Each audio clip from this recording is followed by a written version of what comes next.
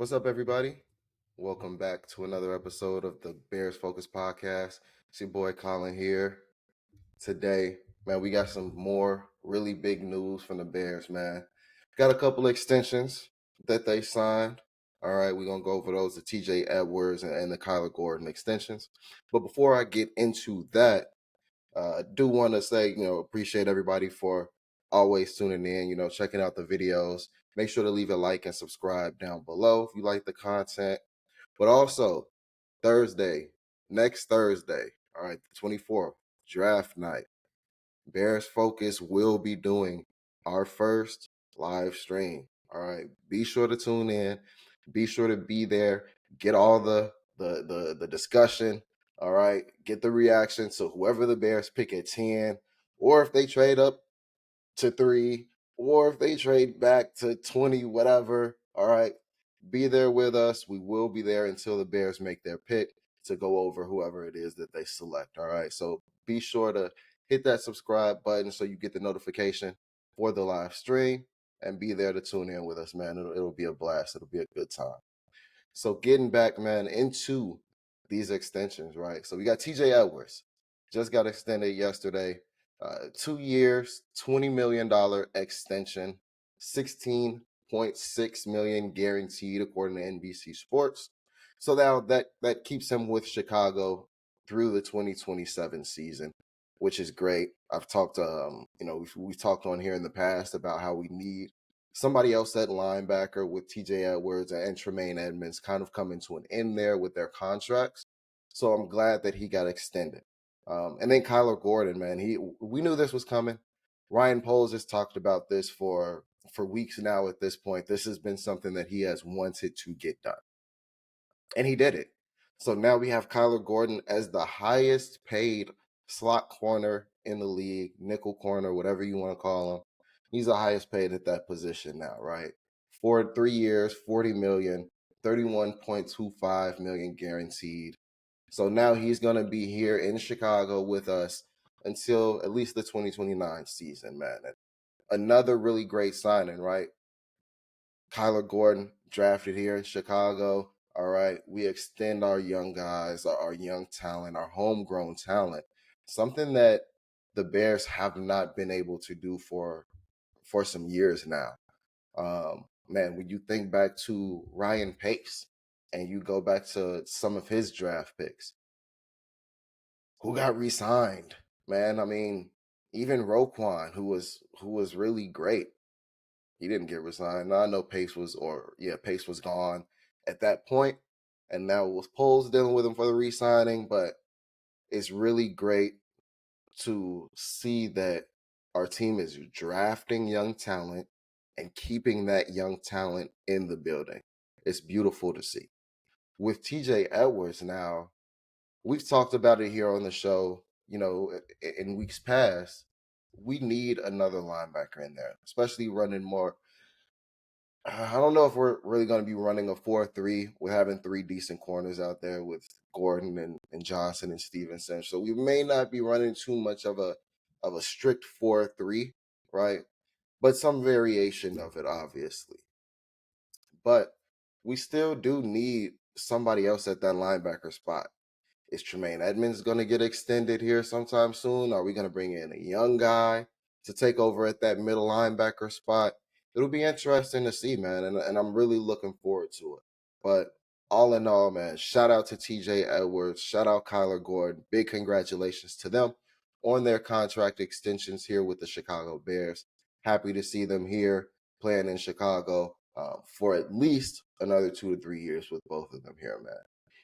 But another thing with that now, there are still more players that are eligible for extension. Um, One of the first that comes to mind, Jaquan Brisker. He's going to be up for extension. What are we going to do with him? I know he missed a lot of last season and he was hurt, but I still think he's a really good young piece. I think he has proven that he can play the role that we need him to play on the team. And can he grow, take that next step? Can he be healthy this season? Is really the main thing. So I'm sure they're waiting on that. Let's see if we get a healthy season out of you. And in that healthy season, let's see what happens. What's your performance? Let's hopefully make sure that these concussions are not an issue moving forward, not only just for football, but just for his personal health and his personal life outside of football. Right? Let's make sure these concussions aren't something that's going to affect you long term. He could be up. I talked about Joe Tooney. We just got him, from the Chiefs, and I think he's on a $20 million contract, $20 million+ contract. Extending him out could lower our cap number, right? So that extension could definitely help. That's one that I think polls may try and work out sometime this season. Also, Kevin Byard. To be honest, I don't see an extension happening for Byard. Not that he's bad or anything. He's been good, but he's just getting up there in age, right? I do see the Bears drafting a young safety, right? I think I had the guy from Notre Dame on our mock that we did going to the Bears. If he drops, obviously we'll see how that goes. But I don't see Byard being back with the Bears. And then Braxton Jones, he's going to be up for extension, right? And I've talked about this a lot on the show, and that I don't really think the Bears should re-sign Braxton Jones. I don't think so. I think that we should go with a young tackle in this draft, reset that left tackle contract. Hopefully, they're more talented than Braxton Jones, so now we have a better player in the position. Reset that contract, and it just works out all around. I believe. Again, no disrespect or anything to Braxton Jones. He's improved over the years. He was really, really good in the run game last season. But we need somebody who's going to be there, who's going to pass protect for us efficiently and effectively and consistently. Okay.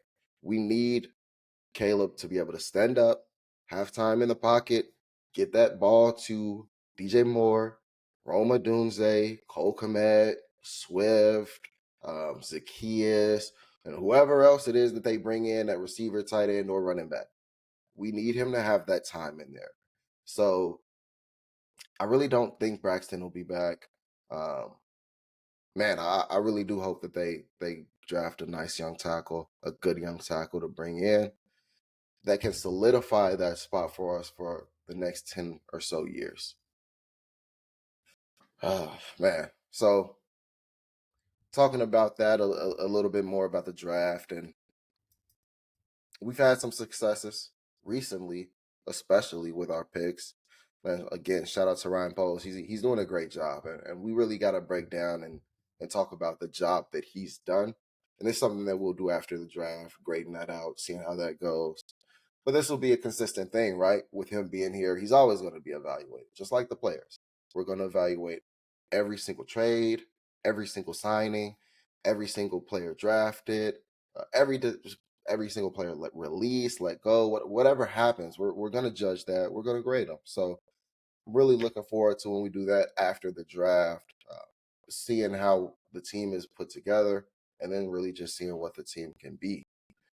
But going off of last episode, we talked a little bit about expectations for Caleb Williams in year 2. All right, what we see for him. Now I want to talk about expectations for Rome Odunze, all right, in his year 2. What can he do? Now, rookie year in Chicago, it wasn't bad, right? I actually think he had a pretty decent rookie year. All right, he played in all 17 games. He started 12 of them, 101 targets, had 54 receptions, which I really don't like that catch rate. That's not good. We got to do better with that. All right, 734 yards and 3 touchdowns. All in all, not bad, right? For a rookie season, one where our rookie quarterback was sacked 68 times. All right, barely had time to do anything back there. I think that Rome had a pretty good year. Now, in year 2, I'm expecting really big things from him. All right. Those targets are going to go up for sure. No Keenan Allen here, Everett, even though he wasn't, getting too much play. But really, the big one being no Keenan Allen, he's going to get more targets. All right. Those receptions are going to go up.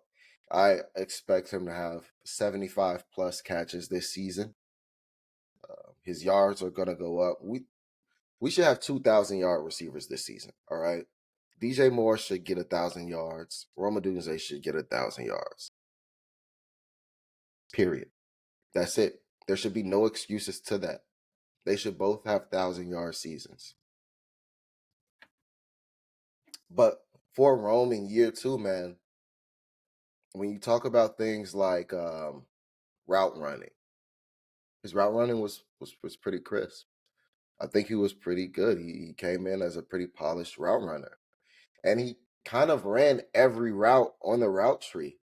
They didn't limit him to, oh, we're just gonna have you fly out or do a post or do some turnaround or slant crop. They actually had him moving around doing some stuff, especially like towards the end there. So I do really like that. But man, year two should be a really big year for Rome. I know that he has high expectations and he's looking for big things. I'm sure everybody is. So we hope that he does that, he accomplishes those things, because this is going to be, I've said it once and I'm going to keep saying it. And I was with my friend and his pops the other day, and I was with Sterling and his pops, and we were talking about it. I think that this is going to be the best Bears season that we have seen in years. Okay. The most fun, most exciting season. All right. This is going to be a great season for the Chicago Bears. The team is coming in expecting to win. All right. They want to win now. We have a coach that is coming in with the juice to get this team active, get this team motivated, and get this team winning. All right. We've got a good young quarterback who had a good season as far as numbers go for rookies. He wasn't turning the ball over crazy.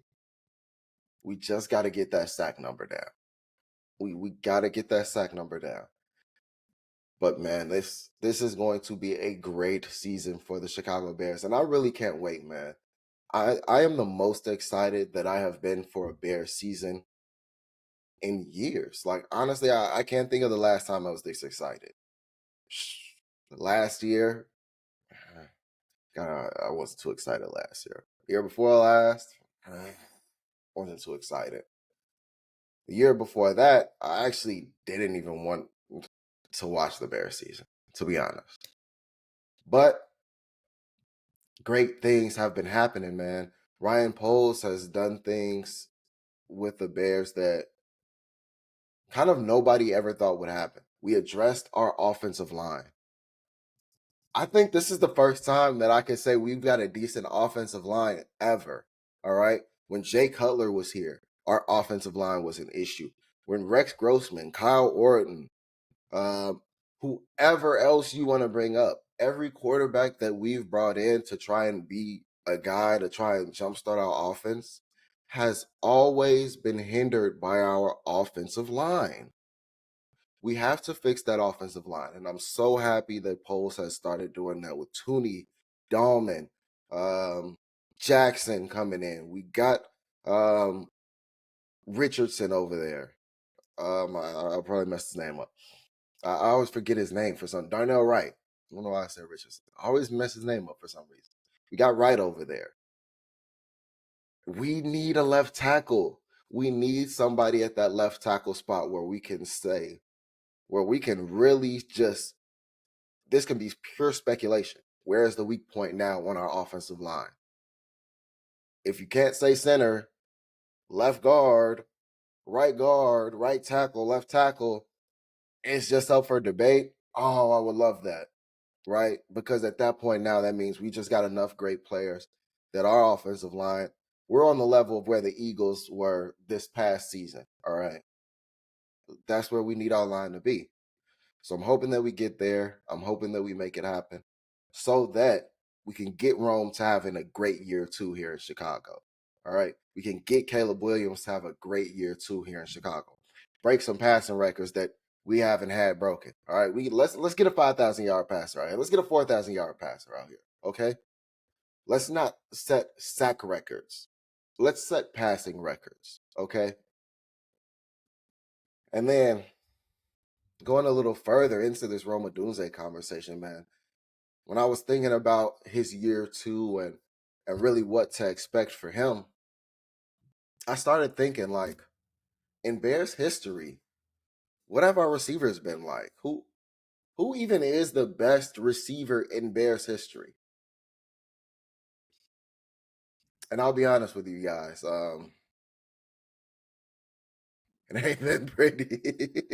It has not been pretty at all. All right, the the most career receiving yards for a Chicago Bears receiver. Take a guess down below in the comments. Number one, I want you guys to take a guess before you watch it.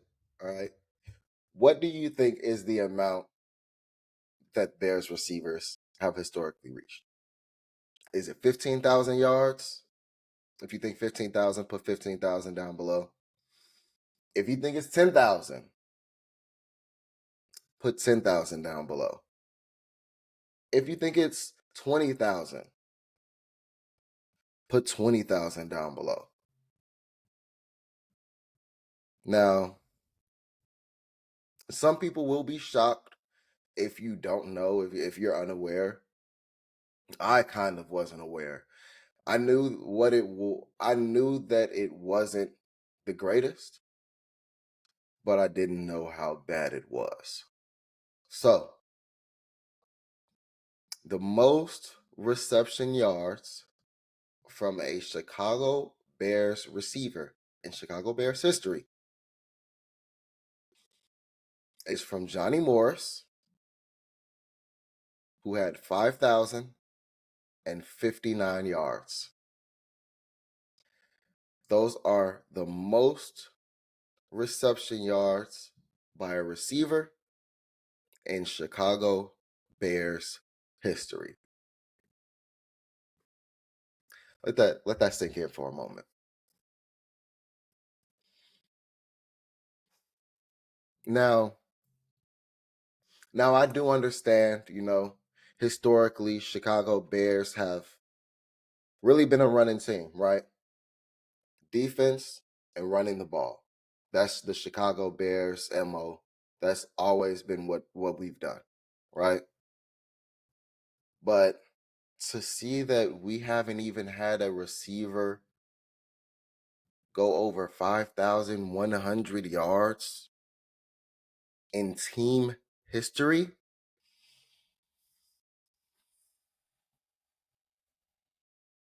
that's a little upsetting. It's a little upsetting. That's crazy. Like, and then as I was building out the top 10 list, it kind of got it kind of got worse, right? I did the top 10. I searched the top 10 and I really only should have looked at the top 5.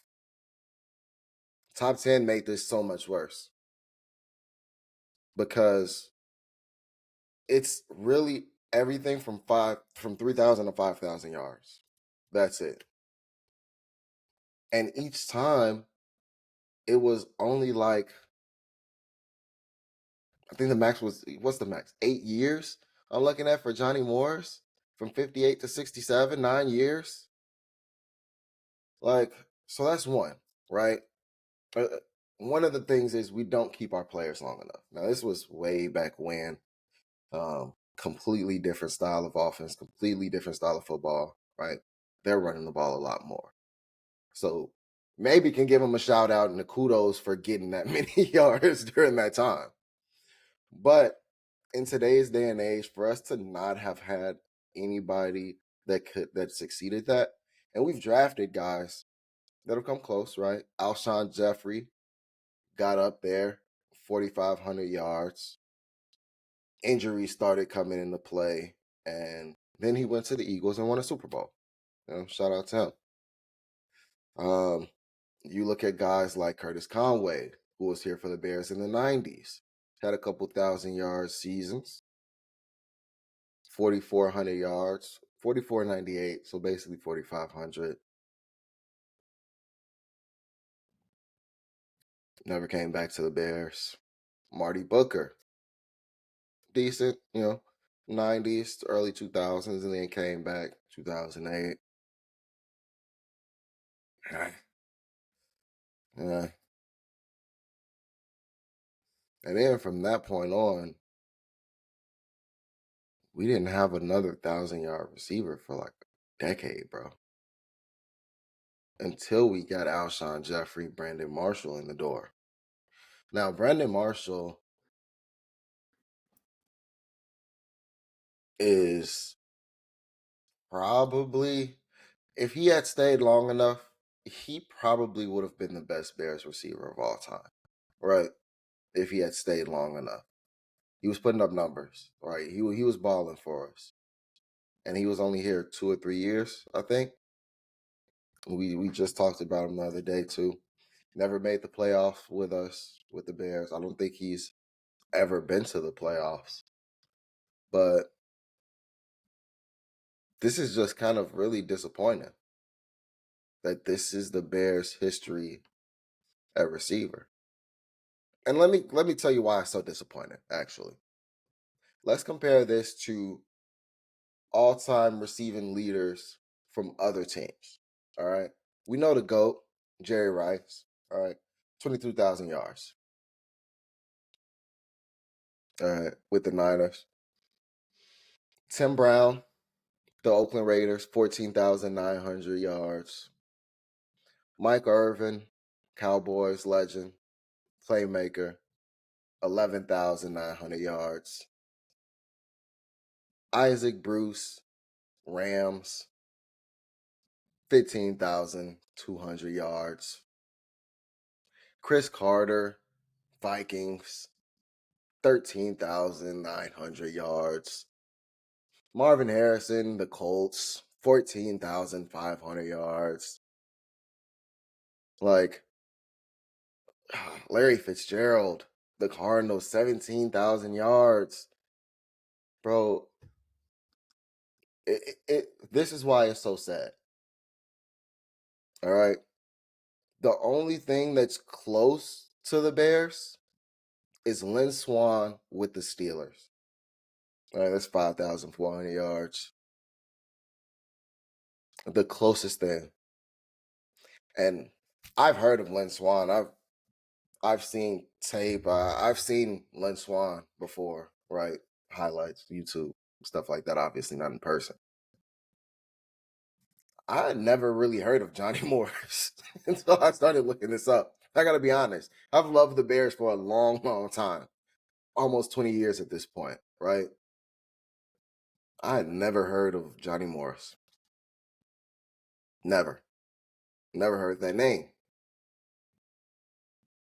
and good reason. Really good reason. The Bears got to do better, man. Bears got to do better at receiver, and I think that we are doing a lot better at receiver, considering what we have, right? With Rome coming in, hey, we keep him here for 10 years. He should be that guy that hopefully gets us 10,000 yards, right? DJ Moore, he's been here 2 years now. He's already got 2,300 yards with the Bears, 14 touchdowns, right? We get him a few more 1,000-yard seasons, over 1,000 yards, right? Hey, he's right there. If he gets 1,000 yards this season, that puts him at 3,300 yards with the Bears. Where would he rank? Let's look. Let's pull out the list. That puts him in the top 10, bro.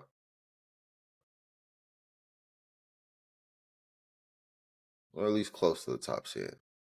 He'll be there, I think, after the end of the season.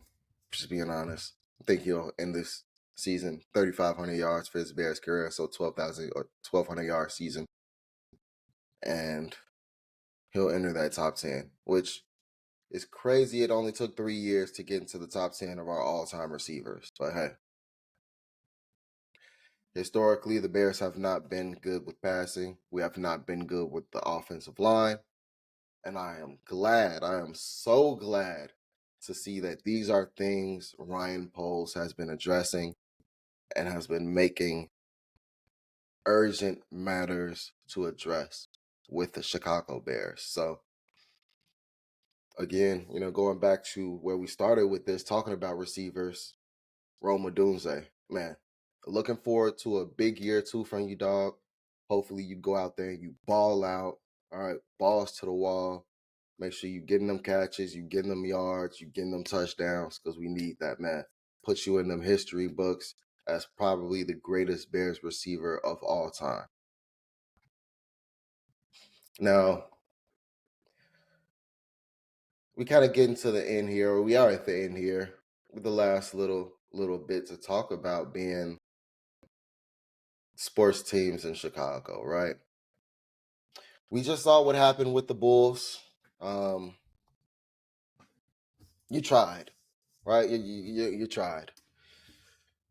Back in the play-in, trying to get to the playoffs. They didn't make it, right? Lost to the Heat last night. Very disappointing. But hey, looking forward to next season. Resign Josh Giddey. Bring him back. He's going to ball out for us. Kobe White has always been the guy since his second year. He should have been the guy. I'm glad that we finally got rid of Zach and we able to get the ball in Kobe White's hands. But baseball is also happening right now as we start in the NBA playoffs. Cubs doing okay. White Sox, not as much. But with all of the teams now here in Chicago that we got, unless Blackhawks had a terrible season too, Chicago Fire, soccer season starting back up. Are the Bears still the biggest sports team here in Chicago? Short answer, yes. Of course they are, right? People are always going to love the Bears. Football will always be the biggest sport. Even though they haven't been the most exciting team recently, even though they haven't won the most championships, right? We got the Bulls with 6. We know those were in the 90s. And then we got the Blackhawks with those 3 that they won in the 20 teens, right? When they were really balling. Patrick Kane, Jonathan Toes, however you say his name, right? Duncan Keith. We had some guys there with the Hawks too, man. Balling. I remember those years. It was great years. It was lovely. But they never got as big as the Chicago Bears. The Bears are always going to be the biggest team in the city. And that's why we need them to win.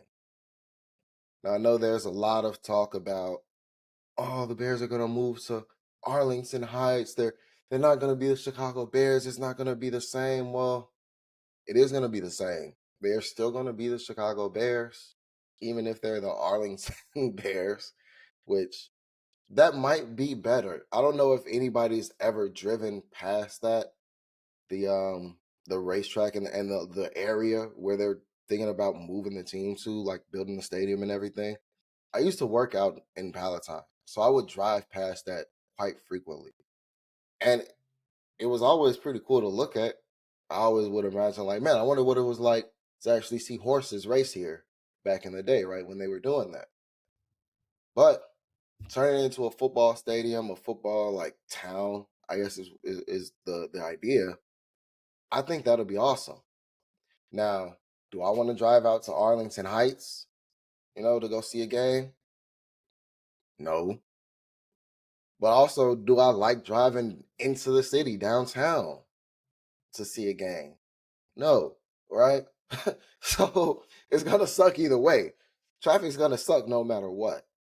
But I do think that a new stadium, especially how Kevin Warren talks about it, man, like having a dome stadium, you can just do more. All right, we'll have more here that comes to the city, whether it be concerts, Final Fours. Shoot, bring UFC back, all right, in a dome stadium or something.